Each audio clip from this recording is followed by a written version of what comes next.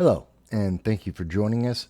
This is No Soundbites Allowed, and I am your host, Michael Voss, the political dragon here in our offices in the Bronx, New York.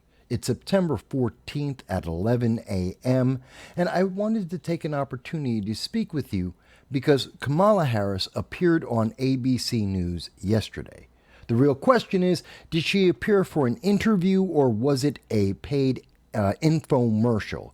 And this will, of course, have an impact on the 2024 election. It says a lot about the fortification of that election by the mainstream news media. It's very telling, and we wanted to take an opportunity to share our thoughts with you. Now, just before we get started, we want to mention if it's the first time that you're seeing our channel, we welcome you. We thank you for being part of our audience.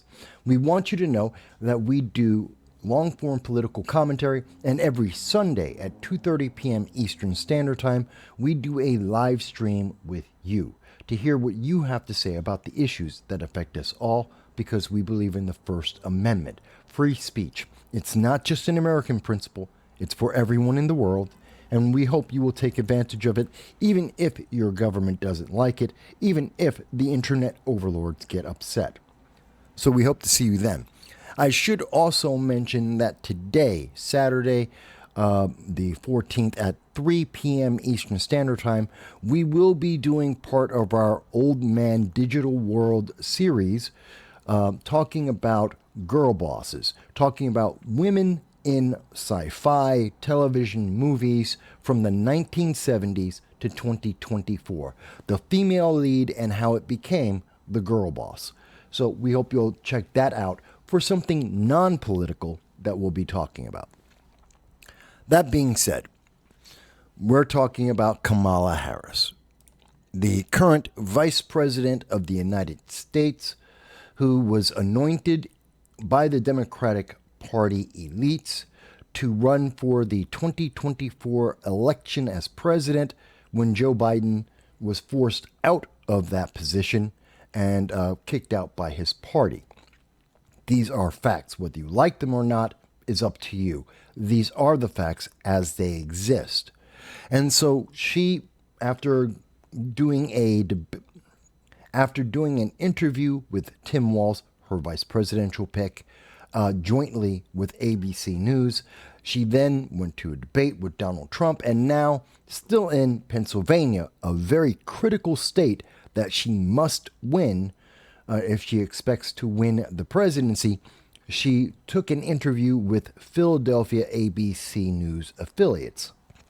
Now, before we get to that, I do want to mention that keep an eye out, or keep in mind, that throughout the interview, you will see Kamala Harris looking down and to the right throughout the entire interview. Now, according to body language experts, as far as we can see consistently, they tend to believe that means that an individual has self-doubt and or possibly may be making up portions of what they're speaking about. So that's not a good sign throughout that in terms of the body language.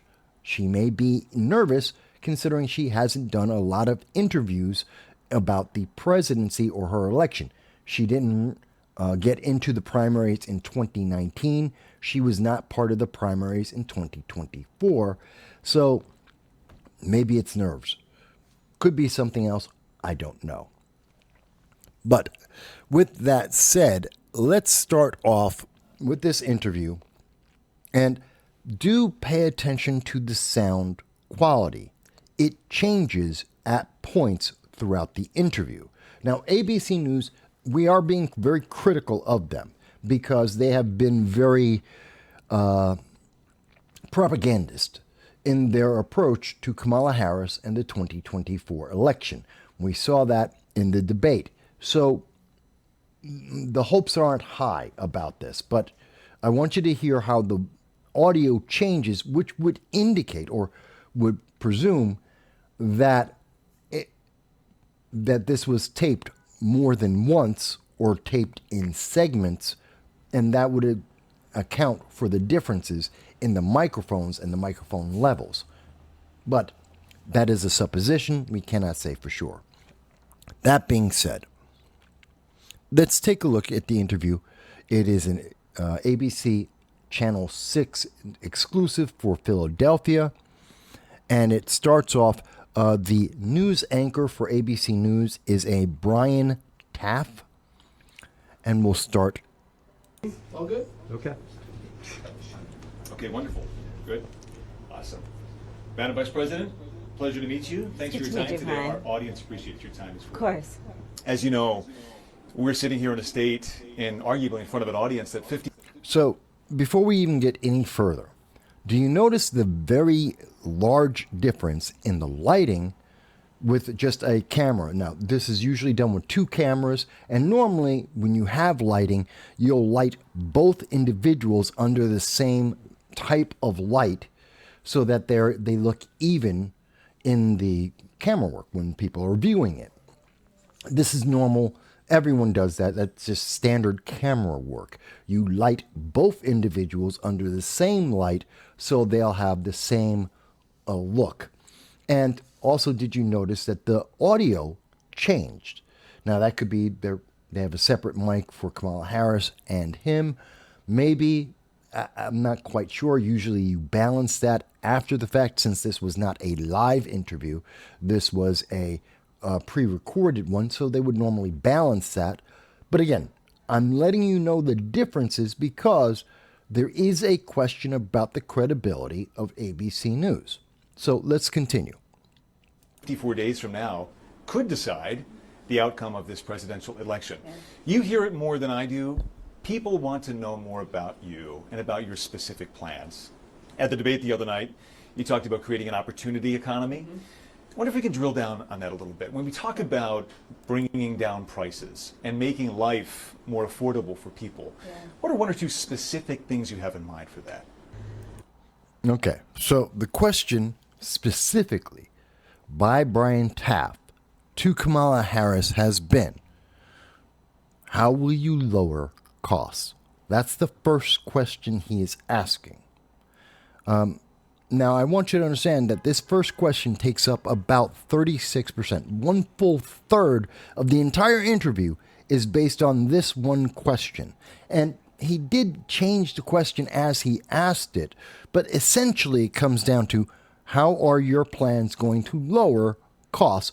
Now, that could be energy, that could be food, it could be housing bills. He's not specific. He's leaving this as open-ended as possible so that Kamala Harris can answer this in virtually any way that she wants to, as long as she addresses the question, lowering costs.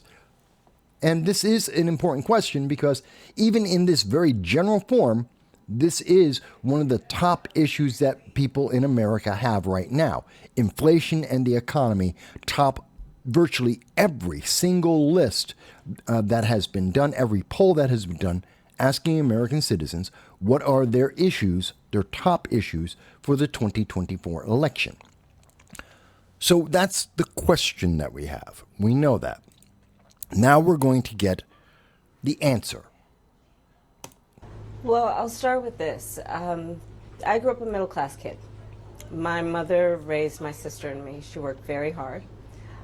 She was able to finally save up enough money to buy our first house when I was a teenager. Does any of this mean anything to anyone? No one cares about her family, how she grew up. That's not important. I understand if you like her, you may want to know about her. That's a feeling you may have, and she is trying to emphasize that emotional feeling. She wants you to relate with her. She wants you to become attached to her. That is an emotional manipulation. Many politicians do that, but she's not answering the question. She's dodging the question. She's also wasting time in this interview to tell you about feelings and not to tell you about the answer. Let's continue.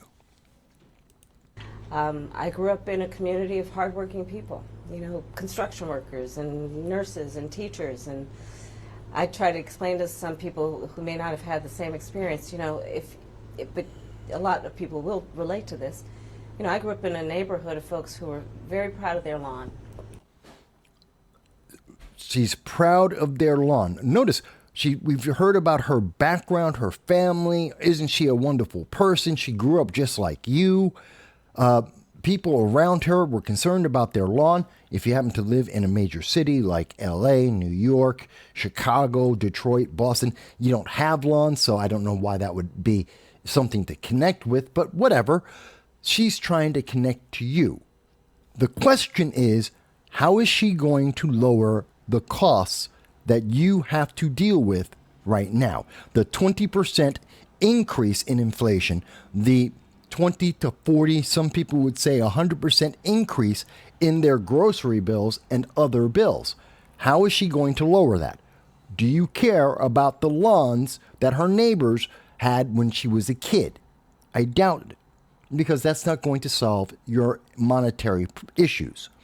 But let's continue to hear what she has to say.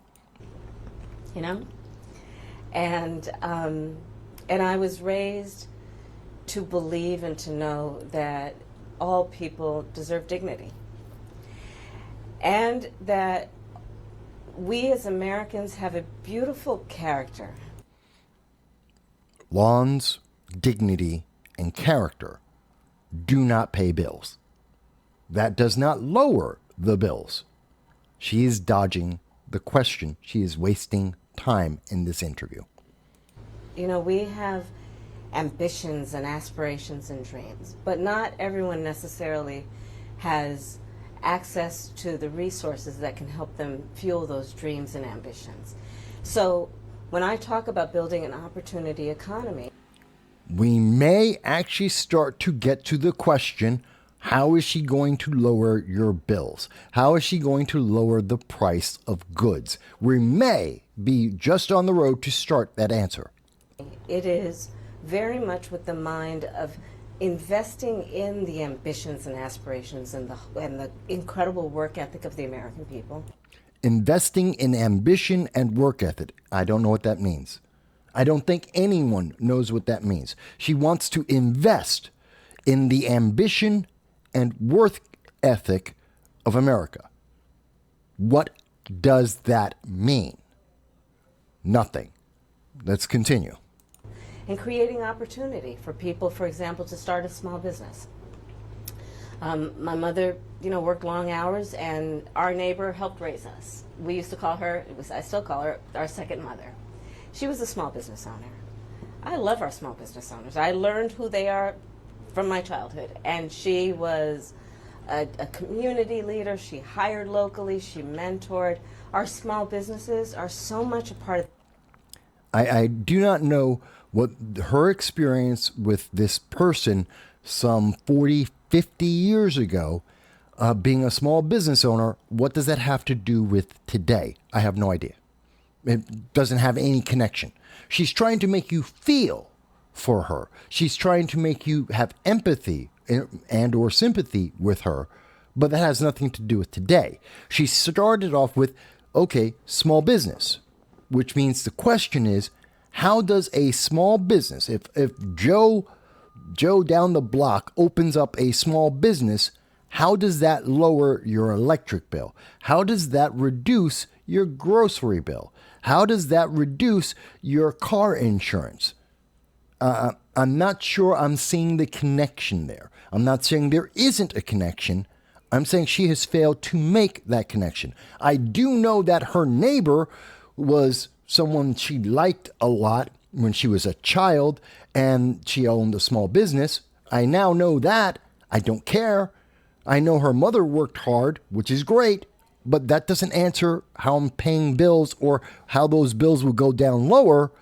But maybe she'll get it in the next minute and a half. The fabric of our communities, not to mention, really, I think the backbone of America's economy. So my opportunity economy plan includes giving startups a $50,000 tax deduction to start their small business. It used to be $5,000. Nobody can start a small business. Okay, so she's going to give small businesses $50,000. $5,000 wasn't enough in her mind. She's going to increase it by 10 times. Fantastic. She's going to help small businesses grow. and that results in lower prices for you and me. Exactly how? How much time has to transpire from her giving this startup small business $50,000 to you having a lower bill? Because she hasn't established that those things are connected yet. I understand where she's thinking of going. Having a better economy helps everyone. That's the idea. She hasn't made that connection. She hasn't even stated that small businesses help the economy. She hasn't made that statement. She wants you to infer many things in what she is saying, but all she has said so far is she's going to give $50,000 to small businesses. By the way, she has not mentioned where does that $50,000 come from. The extra $45,000 per small business that she wants to give away, that's your tax money. That money comes out of your pocket. So either she has to raise new taxes, and even if she doesn't, the government has to print more money. That's inflationary. She's going to drive up inflation, and that means poor people will become more poor. So she hasn't really explained much on how this is helping anyone or what the time frame it is for this help to transpire. Let's go on. Business with $5,000, but investing in people's innovative ideas and giving them the ability to go for it. Opportunity economy means, look, we don't have... I want to be very clear. Opportunity economy. She just said that, and she's going to define that for us right now. I'm going to make sure I go back to get it all.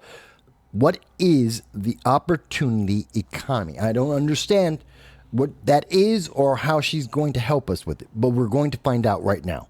Look, we don't have enough housing in America. We have a housing supply shortage. A housing supply shortage? I don't understand how these things are connected. And what that means, in particular for so many younger Americans, the American dream is elusive. It's just actually not attainable. So part of my plan is to work with the private sector and housing developers to give them a tax credit, to be able to partner with us as the government, to build, and my goal is 3 million new homes by the end of my first term.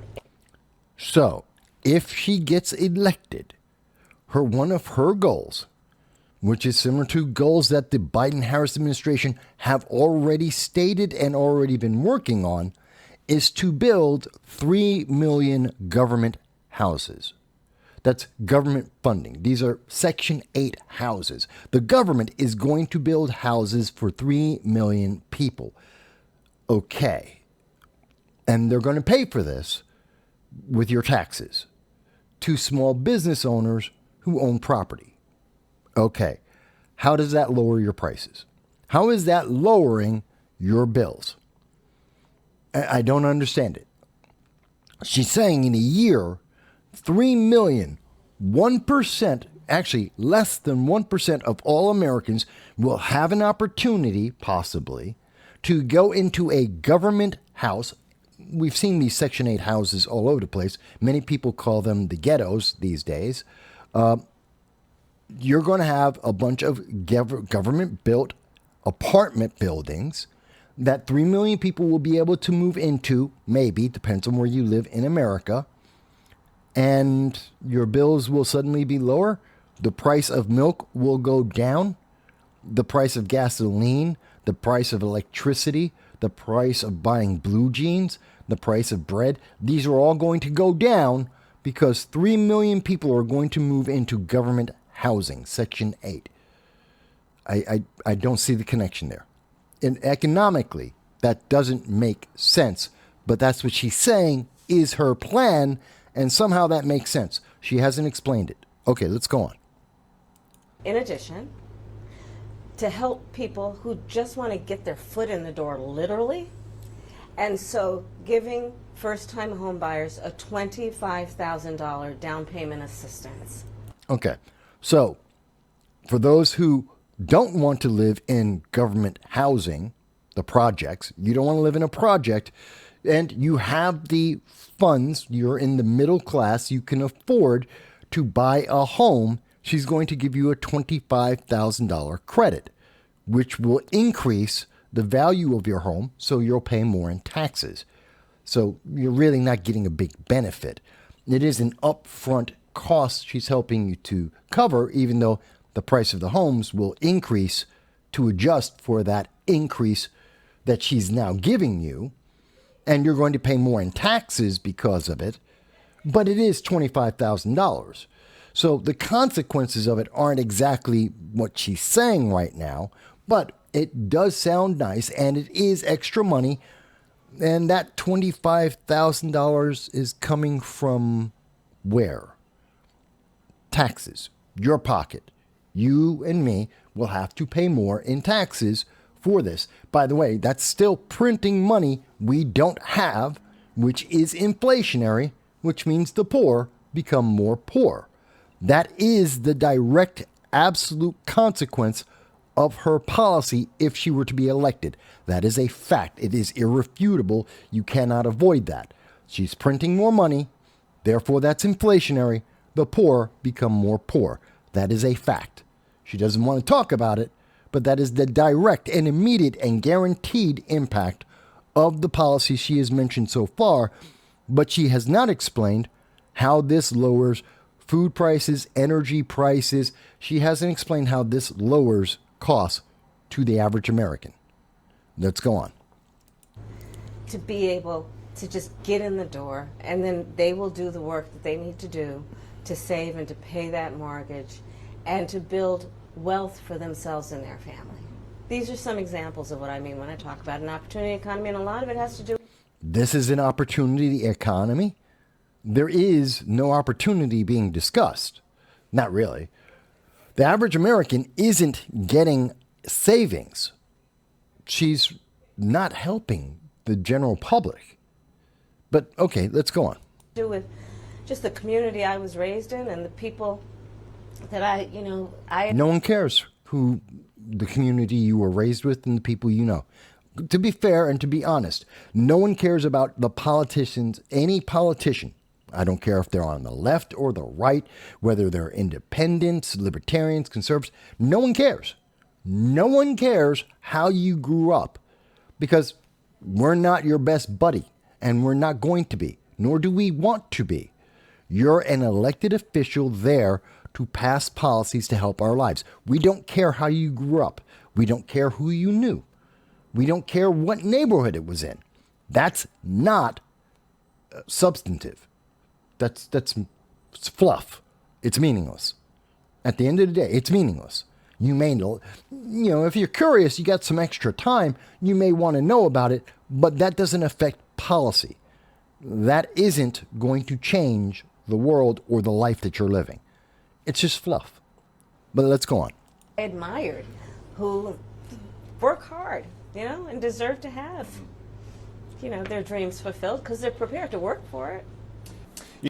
So, for the first question, she does not answer how she's going to lower bills. She avoided the answer. She avoided the question completely, and ABC News, Brian Taff, are not going to ask about that. There is no follow-up question. They're just going to move on. She talked about other stuff without much substance or connection, and that's good enough for ABC News. Their credibility is doing fantastic. So, moving from question and answer 1, question 2, which isn't really a very important question for the 2024 election. But let's hear it from Brian himself. You talked at the debate and at previous appearances about turning the page on the past. And in fact, here today in Johnstown, you're talking about a new way forward. Yeah.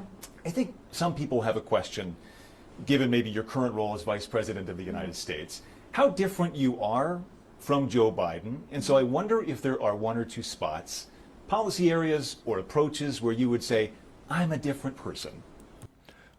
Because you couldn't tell that Kamala Harris is a different person than Joe Biden in terms of her age, color of her skin, her gender, her style of speech, her political background. There's nothing. They're exactly the same. They might have been twins.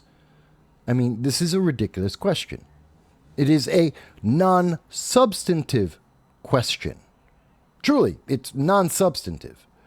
But how will Kamala Harris answer the question, aren't you not Biden? Well, I'm obviously not Joe Biden. Well, she can answer questions in a complete sentence.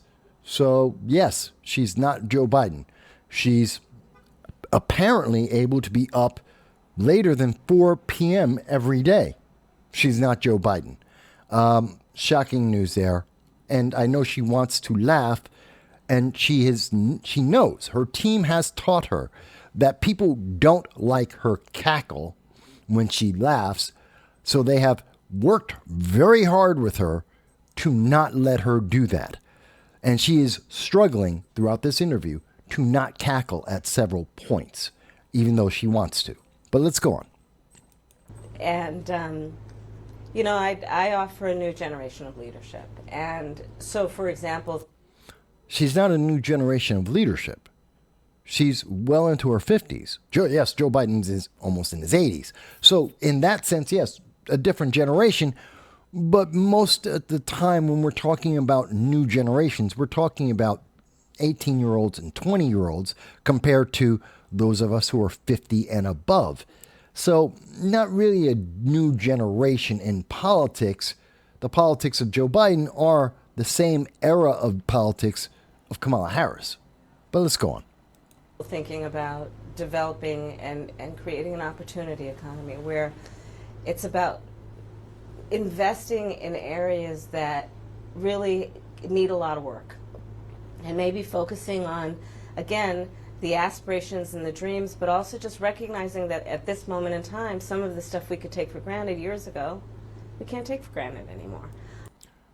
How does taking for granted some unknown thing, what things are we taking for granted today that we didn't take for granted in the past?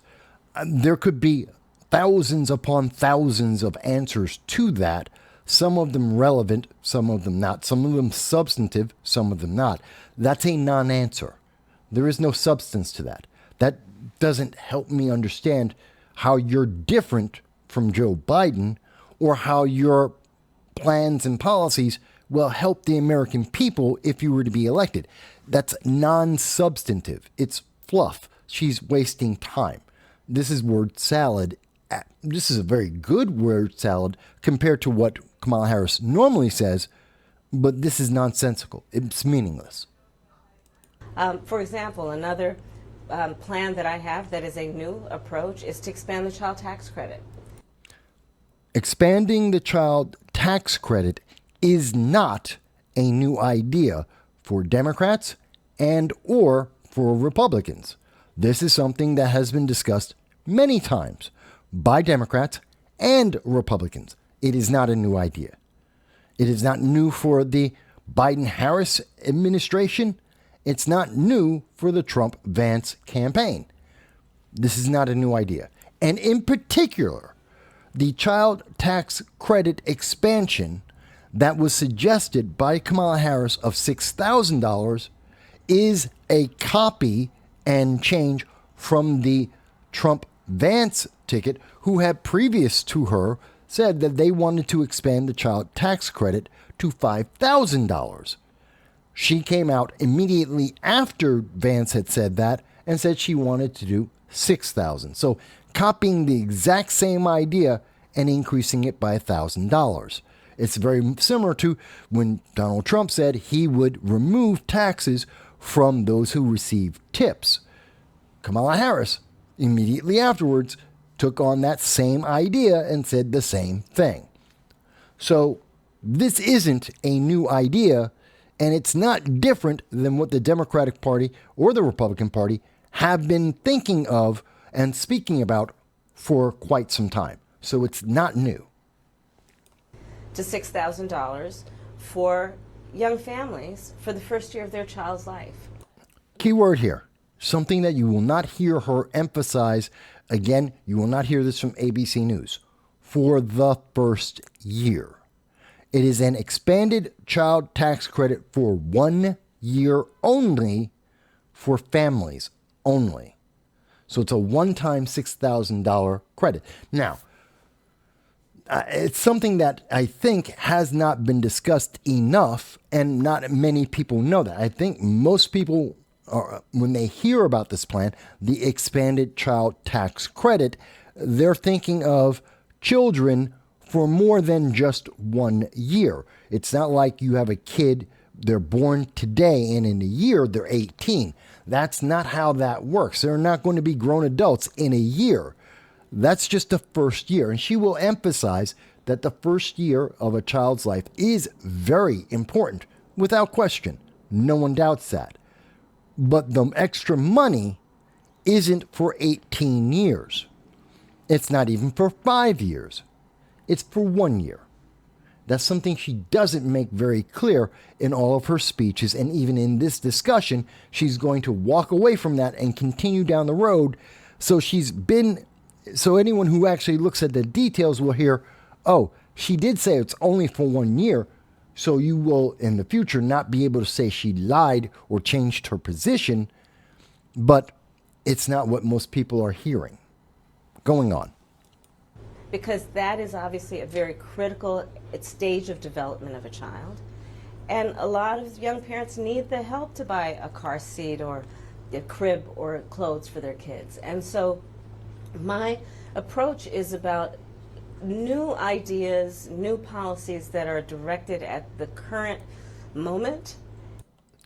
She wants to focus on the current moment. She's a politician. She's supposed to be looking out for the best interest of America. And she's only looking at what's called, in business, this would be called just-in-time logistics. That you only build, when someone orders a book, or they order a crib, or they order a Gundam, whatever it is that you're ordering, they only build it when you make that order. So if you don't order anything, they don't incur any costs. It's a way to reduce cost in your warehouses and with raw materials. You only use what you need to use when you need it.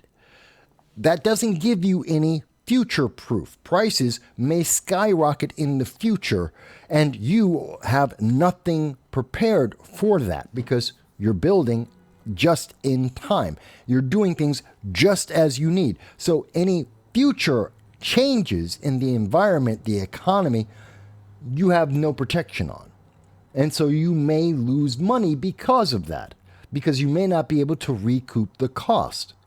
It is reactionary, and it is not something looking forward to the future. You're always reacting to the current action, and that is bad for politics, which are supposed to protect the future, that are supposed to last for more than just this moment. Laws and policies are supposed to have long-term impact. If you're not planning for the future, then your policies won't work in the future. That's what she just said. That's her policy of she wants to have the politics in the moment. She has no plan for the future. And that's dangerous, potentially. And also, to be very honest with you, my focus is very much in what we need to do over the next 10, 20 years. Well, let's go back over that because I want to make sure I get it right. Because you just said... Directed at the current moment. Directed her politics, her emphasis is at the current moment. But she wants to look forward 10 to 20 years. How do you do both at the same time? If you're focused on just-in-time politics, how can you be prepared for something that happens 10, 20 years from now, which has nothing to do with what's just happening now? If that's your focus, you can't, it doesn't make sense. She's, again, talking gibberish. It doesn't make sense when you slow down and pay attention to what she is saying. It's gibberish. And also, to be very honest with you, my focus is very much in what we need to do over the next 10, 20 years to catch up to the 21st century around again. So her focus is on the future so we can catch up with the past? think this whole thing through. She is focused on what is happening right now so that she can focus on the future so that America can catch up to the past. That's her statement. That is what her statement means. My God, I will play it over just to make sure that I have not missed anything. Approach is about new ideas, new policies that are directed at the current moment.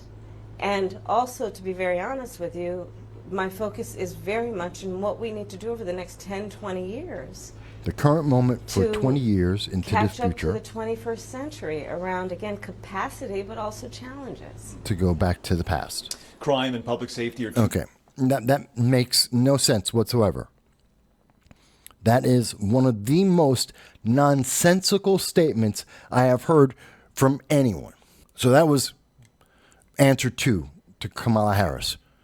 Child tax credit, which is Trump Vance's idea, $6,000 for families, which are only for 1 year, and just-in-time politics for the future. Makes no sense whatsoever. Okay, but now we're looking at question 3. Question 3 is a biggie. This is an important one. We are somewhere around 53%. Half of the interview is pretty much over at this moment. Half the interview is already over. And we know nothing. But let's see what happens now. Safety are two major issues right at the forefront of voters' minds. In Philadelphia as well, where crime is a significant issue. When we talk about crime, the conversation turns to gun safety as well.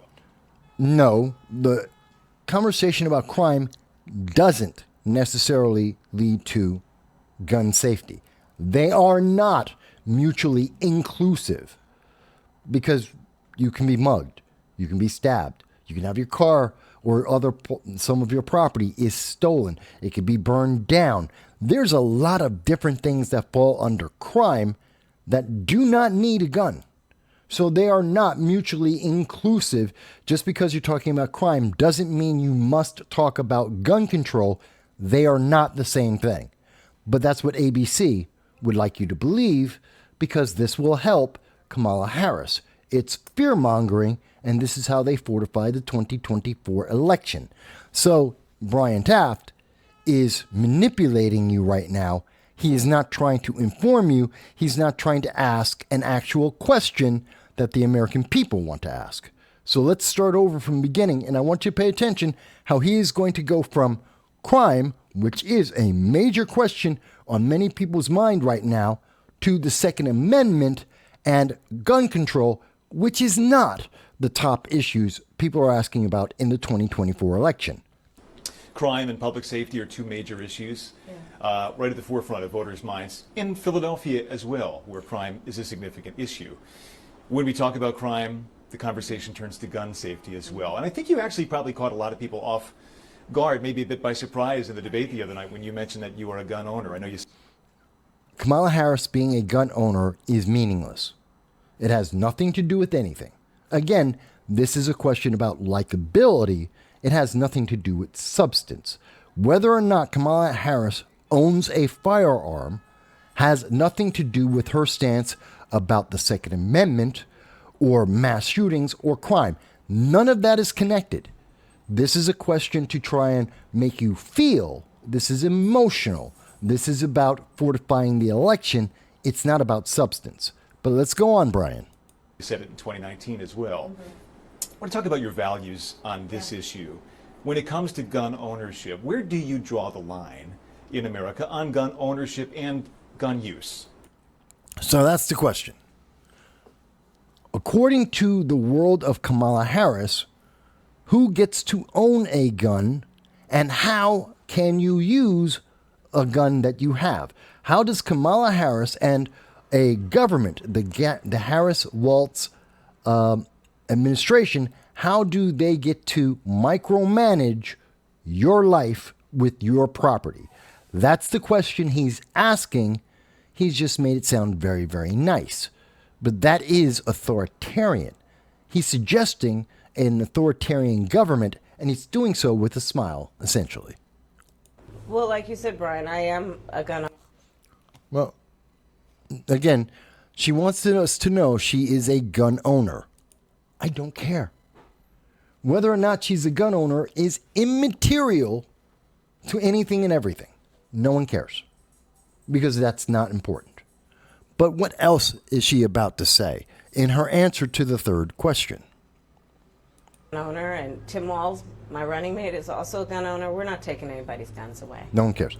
Oh, they're not taking anyone's guns away. I want to stop right here for a second. She's made it very clear, not going to take anyone's guns away. I have to question that because Kamala Harris, on your website, and let me just highlight this for a second, this is the Kamala Harris website, Harris Walls, their official campaign site, which got an upgrade. It only took 47 days and about $500 million, but they gave an upgrade to their website. And on that website, if we go down to making our communities safer from gun violence and crime, notice there are two different subjects. In her website, she recognizes they're two different issues. In ABC News, they're the same thing. I don't know how. But if we look at this, according to Kamala Harris's website itself, she is going to ban assault weapons and high-capacity magazines. That's denying people property and choice, denying them freedom. That is taking a choice away from people. But more directly, the support of red flag laws that keep guns out of the hands of dangerous people. Now, she should have dangerous people in quotes because red flag laws don't define what is a dangerous person, but they do take away someone's gun. If she supports, and she does, red flag laws, she does support the government taking away people's firearms without a law ever being broken. That's the key component of red flag laws. No laws need to be broken for the government to take away your property and your rights, and yes, your children too. So when she says, we're not coming to take your guns, but she also supports red flag laws, she is lying to your face. Because red flag laws take your guns without a crime, without a trial, without you even being notified. No, you have no defense. They take your property, they remove your rights, and they will take your children. That is true in every single state since 1999 that has had a red flag law. So, Kamala Harris, pants on fire, liar, liar. That is not true. You are not telling the truth. You will take people's guns away. Let's go on. I support the Second Amendment, and I support reasonable gun safety laws.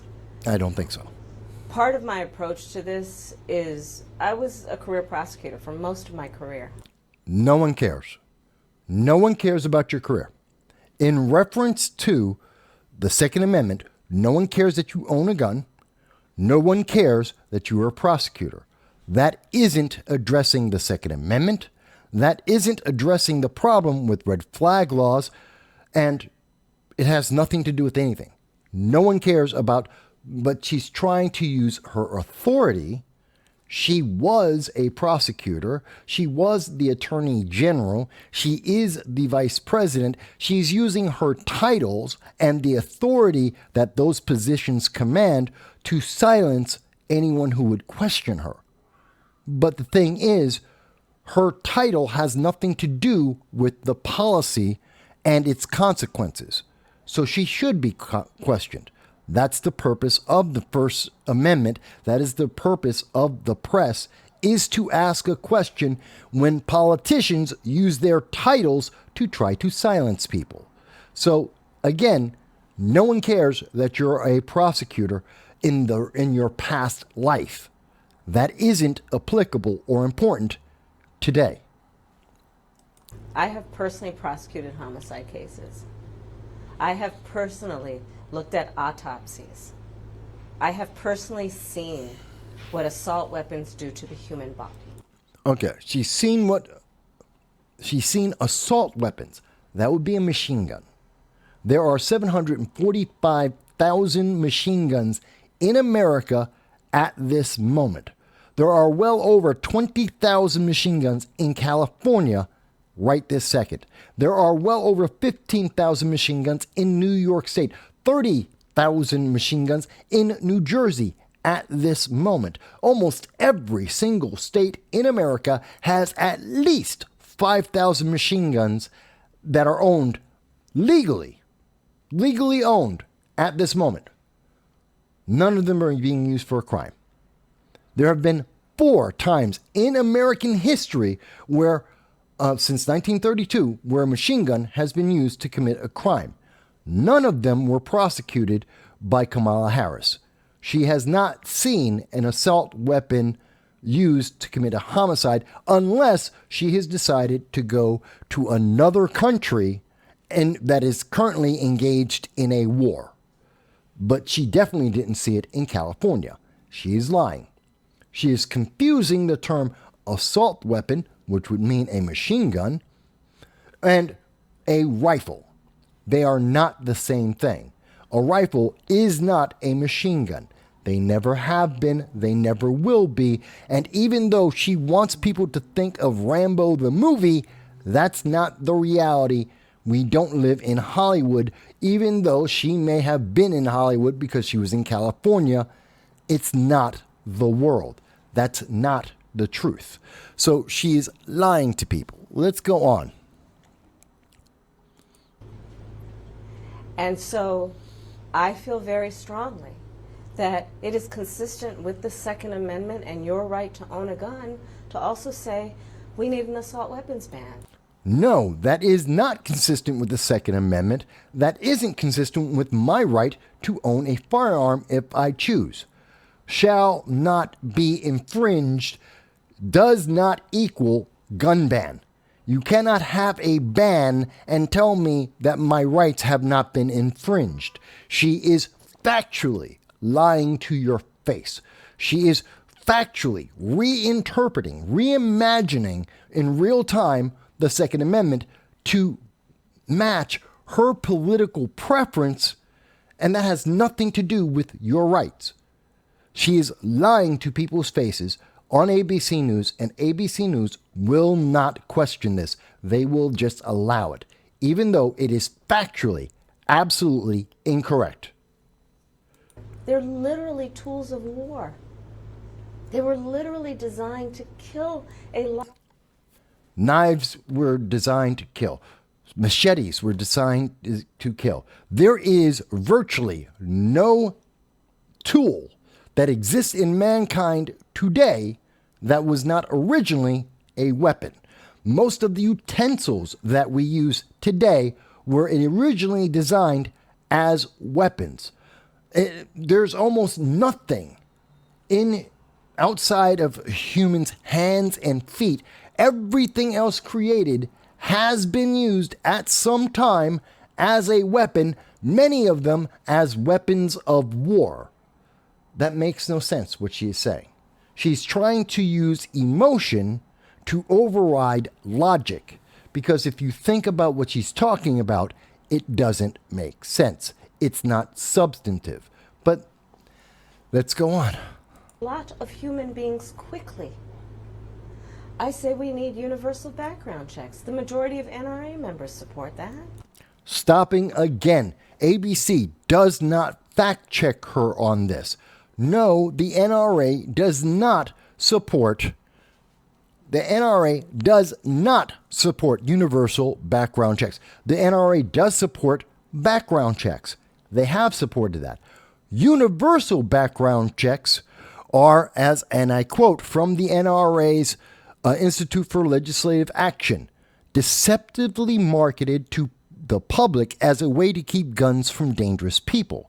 Quote, universal background check legislation is instead a broadside against lawful firearm ownership in America, setting cruel traps for common and innocent firearm-related conduct, and banning an entire class of law-abiding adults from certain purchases.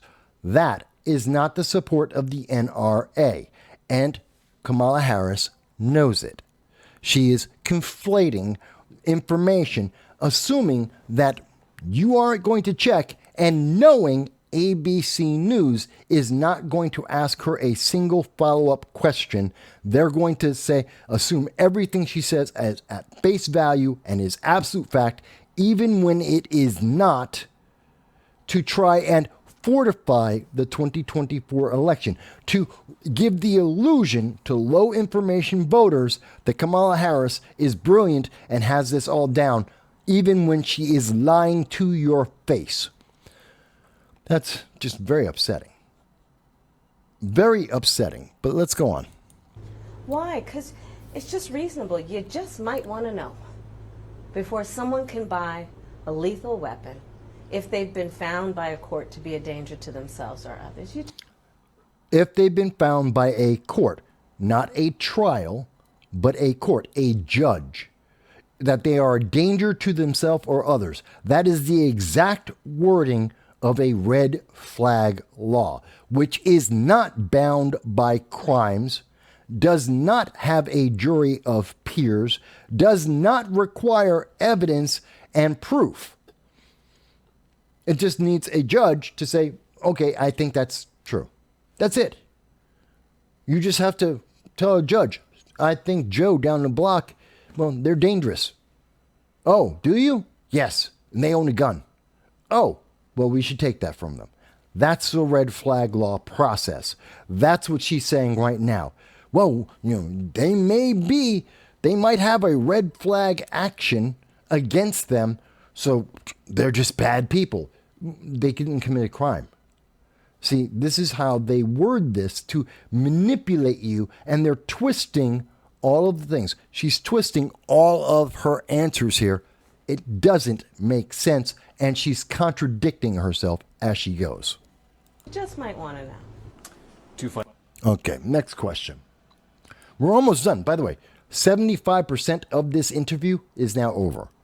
75% of the interview is now over, and we're only up to question 4. There's only 5 questions in the entire interview. It's almost over. It's only 11 minutes. So, next question. Final questions, if I might. Sure. On the appeal of the man you were running against, as you drove here today, you likely saw a lot of Trump signs. He has an historic appeal in this country. And as you are someone running against him and trying to understand that, I wonder how you distill it. What do you understand his appeal to be? And how do you speak to his voters? Or maybe people who just share his values but are open to something else? So the question by ABC News to a candidate is, Orange Man bad? Orange Man, Donald Trump, is popular. And they don't know why he's popular. But Orange Man bad, Donald Trump is popular. Kamala Harris, why is Orange Man bad popular? And can you talk to the MAGA people and convince them that you're better than Orange Man bad? That's the conversation that we just observed from ABC News, taking it out of the newspeak that he's using and just putting it in common terms. That's exactly what he said. And that is insulting and should be insulting to all Americans because it is not substantive. Whether or not half of America, 80 million people or more, like Donald Trump or not, has nothing to do with the policies suggested by the Harris-Walz administration if they were to win. It has nothing to do with the ability of those policies to have a positive outcome. It is meaningless. It has nothing to do with American politics in the domestic or the international. Whether someone likes Donald Trump or not, if they believe in America first policies or making America great, has nothing to do with Kamala Harris. They're not connected. your feeling has nothing to do with Kamala Harris or the election. But they're trying to make you feel like it does. Okay, let's see, how will Kamala Harris answer this question? Based on experience and a lived experience, no. In my heart, I know, in my soul, I know that the vast majority of us as Americans have so much more in common than what separates us. That has nothing to do with why people... Okay, we have more things that connect us. I agree. No one doubts that. Because we're human beings. Fantastic. And over 80 million human beings like Donald Trump. They think he's a superior candidate. At least in 2020 he was. To other candidates. What's that got to do with it? And I also believe that I am accurate in knowing that most Americans want a leader who brings us together as Americans. So she is suggesting that she is a uniter in chief even. That's the Joe Biden 2020 campaign promise, that he would unite America. This is not Kamala Harris's idea. She is literally plagiarizing, copy and pasting Joe Biden's campaign promise. And in fact, that even goes back to Barack Obama in 2008, 2009. His campaign speech. This is basically Transform America. This is the hope and change. She's copying other people's ideas. She copied Trump's ideas earlier in terms of his policies. Now, in terms of sloganing, she's copying Joe Biden and Barack Obama. It's not her idea. Oh my God, this is horrible. And not someone who professes to be a leader who is trying to have us point our fingers at each other. Kamala Harris supports DEI, diversity, equity, and inclusion, which by its definition points fingers at groups of people. Kamala Harris supported the Antifa movement, the BLM movement that burned down Minneapolis, that created autonomous zones across America. Kamala Harris actively sought and helped to pay for people who committed acts of arson and rioting to be released from jail, and petitioned and helped to ensure that they would not be charged with a crime for committing crimes. That's pointing a finger at other individuals. She has been hyper active and reactive in her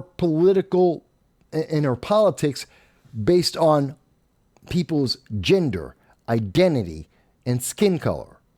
That has been a key component of her various elected runs and election wins for decades. She is not the uniter, and she does point fingers. So I don't know what she's talking about here. I think people are exhausted with that approach, to be honest with you. Yes, and that's why we are watching Disney and Ubisoft and many companies lose tons of money. People are tired of it.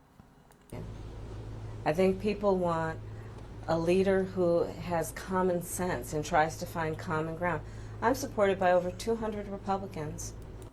She is supported by 200 establishment Republicans. But here's the thing.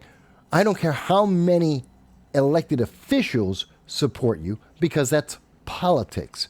They could be doing that for many reasons, such as if Donald Trump is in power, he will make corruption harder to happen. That these 200 individuals might want more corruption, and the Obama and the Biden administrations have enabled them to have more corruption. The Trump administration enabled less corruption, so they have a vested interest in having anyone but Donald Trump.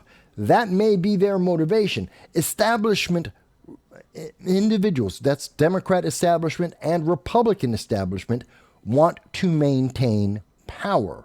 They don't want anyone, whether Democrat, Republican, Libertarian, Conservative, any movement, they don't want someone else in power except themselves. So you're really not making a case here, Kamala, by pointing out that 200 individuals routinely spoken about as establishment, as the elites of the Republican Party, and individuals who are regularly referred to as Rhino, Republican in name only, and individuals that have been out of the political sphere for years, if not longer. That doesn't say anything. You're trying to make people think you have more of a groundswell of popularity than you do. 200 Republicans that were in positions of power at one point in time in the last 25 years, they like me. So what?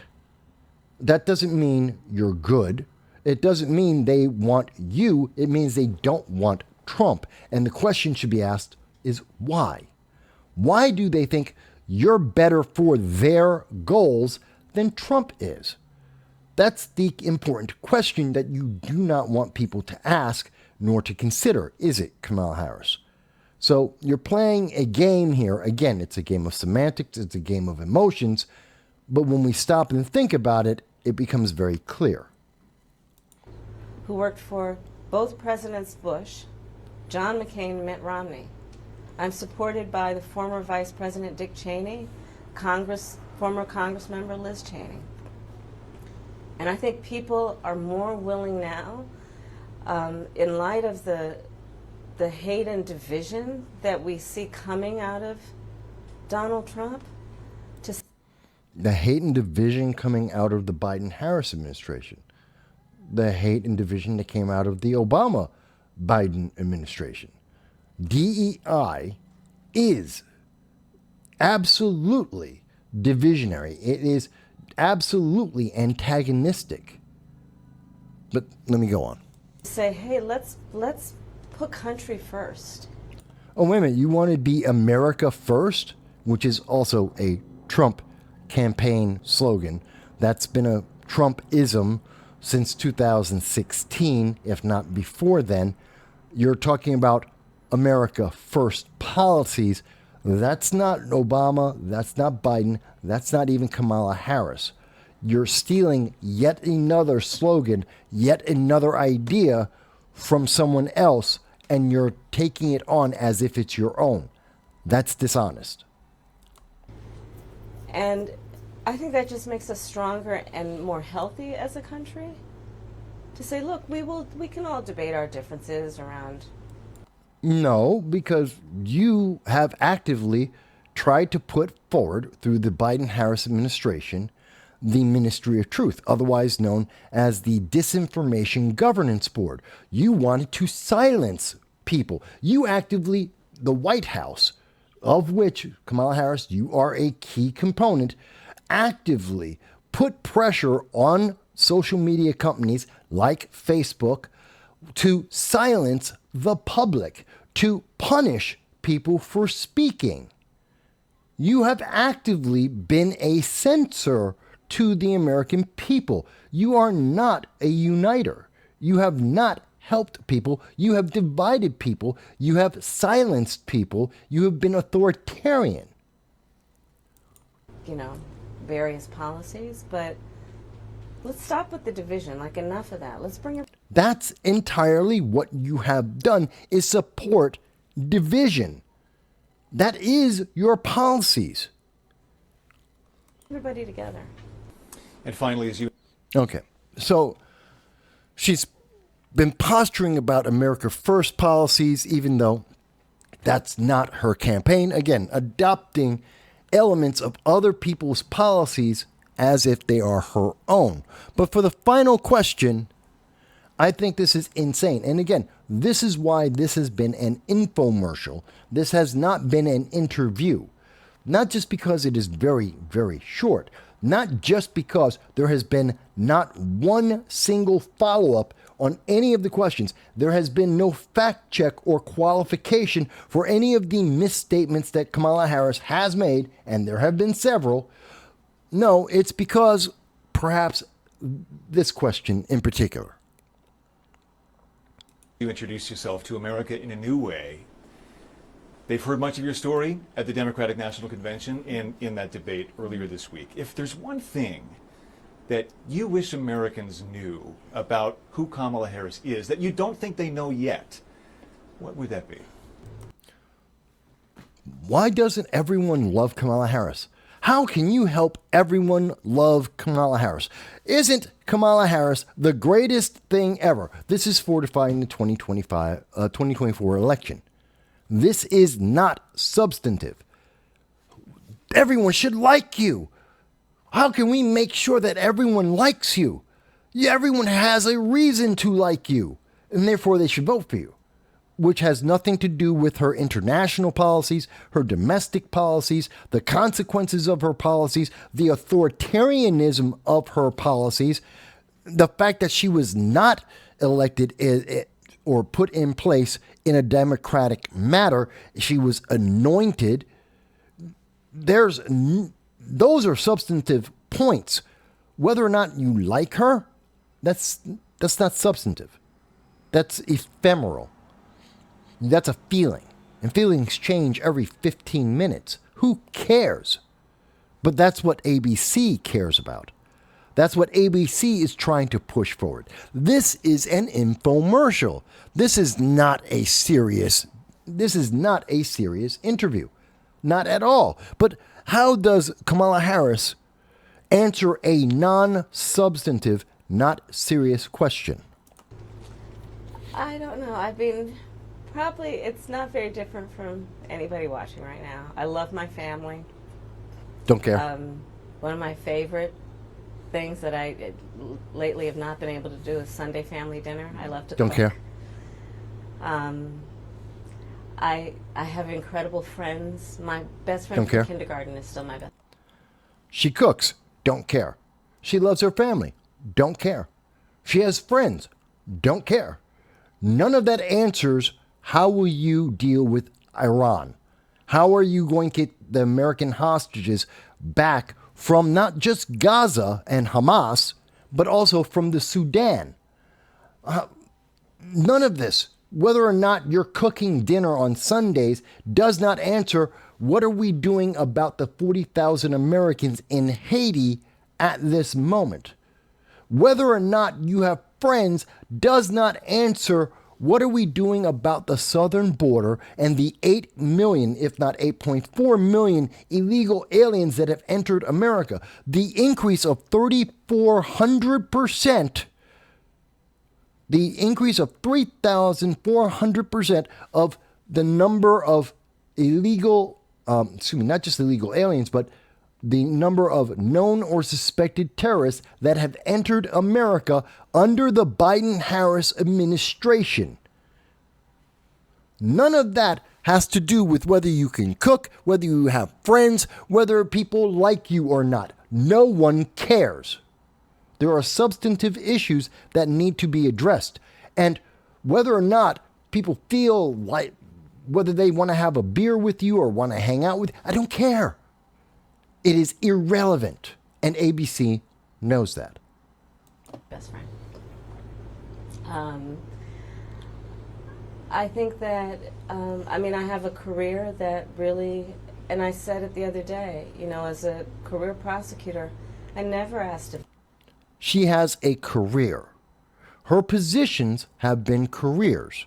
Her being vice president is a career. Her being president is a career. This isn't something that she's doing because she believes in America. It's not because she believes in freedom or supporting the Constitution or the amendments. It's not about the freedom of speech. It's her career. This is her job. This is just what she does. This isn't about supporting America. It's just her job. This is the next promotion in her job. It's not about respecting the people answering to the public, being a servant of the public, of the voters. It's not about the responsibility of the world. It's her job. It's just a promotion in management. That's it. This is her career. Politics is her career, not her passion, not her obligation, not her responsibility. It's just a job. A victim of crime, were they a Republican or a Democrat? The only thing I ever ask them is, are you okay?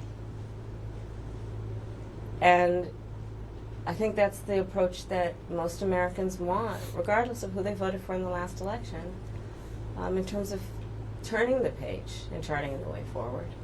I imagine you're looking forward to cooking Sunday dinner. Did you notice, now that we went to this wide shot, suddenly we have different lighting, we have different audio, and I don't understand that, and slightly different positioning. Now, again, this could be just because of the camera work. Someone moved the cameras and decided to move it back. Could be. It could be because this was not live, but this was pre-recorded, and someone was adjusting the sound levels all the way up till now. Maybe. Or this was taped in segments, not as one smooth thing. Because you notice, this is the only time that we get to see a wide shot of both of them, with different lighting, with different sound. And everything else is close-in shots, which, if you don't give ABC News the benefit of doubt, which they have not earned in this infomercial, would make you believe that they took multiple takes on each question. It is possible. And the credibility of ABC News is shaky at best, especially when they do infomercials like this one. Again. I am looking for it. Yes, I am looking forward to cooking. With the whole family gets involved, the kids Don't each care. have their role. Don't care. Yeah. Well, it's a beautiful family, and we thank you for your time. Thank you. Pleasure. Okay. So I have taken some time, a decent amount of time, to go over this. I understand the interview is only 11 minutes long. We took significantly more. But when you take the time to pay attention to the details of what is being said, and more importantly, what is not being said, what is being substituted for substance, you have a very different take on this. I understand there are people who will vote blue no matter who. I'm not talking to you guys. I can't help you. And I understand there are people who say, but I like Kamala Harris because she's black. Fantastic. I don't care about her skin color. Some who will say, but she's a woman. I don't care about her gender. Those are meaningless. They're not substantive. Those are check boxes. So they're immaterial. They don't answer, how are you fixing inflation? They don't protect the American border. They're not substantive things. For those who are looking at the substance, whether you like the answers, whether you like the reality being placed in front of you or not, you should evaluate it. If you think I've misunderstood anything that Kamala Harris said, anything that ABC was allowing to be done in this infomercial, I look forward to seeing your comments and telling me about that. And of course, we look forward to seeing you every Sunday at 2:30 p.m. Eastern Standard Time for our live stream. And of course, you are more than welcome to join us today, Saturday the 14th at 3 p.m. as we talk about female character leads from the 1970s to 2024, the evolution of the girl boss. I thank you, and I hope you have a great day. No Soundbites Allowed is a podcast hosted by Michael Vass. The podcast focuses on providing in-depth discussions on various political and social issues. As the title suggests, the aim is to go beyond quick sound bites and explore topics in greater detail. Michael Vass, the host, engages with guests to analyze and discuss current events, policies, and political ideologies. The live stream and videos cover a wide range of subjects, including politics, economics, social issues, and more. By delving into longer, more comprehensive conversations, No Soundbites Allowed aims to provide listeners with a deeper understanding of the complexities surrounding contemporary issues. AI is listening. Shouldn't you know what AI knows? Aren't you tired of being treated like a child by major media parrots and want to be respected as an adult? There is nothing to lose and a lot to potentially gain, so check out No Soundbites Allowed on all major social media platforms.